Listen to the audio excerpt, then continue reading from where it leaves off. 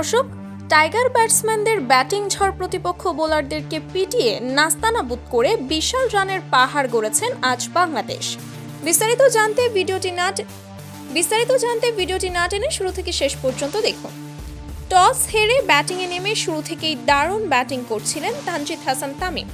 ইনিংসের ষষ্ঠ ওভারে হায়দার আলীর ফুট টস ডেলিভারিতে স্কোয়ার লেগ দিয়ে ছক্কা মেরে তাই 25 বলে হাফ সেঞ্চুরি তুলে নিয়েছেন বাঁহাতি এই ওপেনার। টি-20 ক্যারিয়ারে তানজিদের এটি চতুর্থ হাফ সেঞ্চুরি। শুরু থেকেই হাত খুলে খেলতে হাঁসফাঁস করেছেন লিটন। স্ট্রাইক রেটের চাপ কমাতে বড় শটের নেশায় ব্যক্তিগত 40 রানে আউট হন লিটন।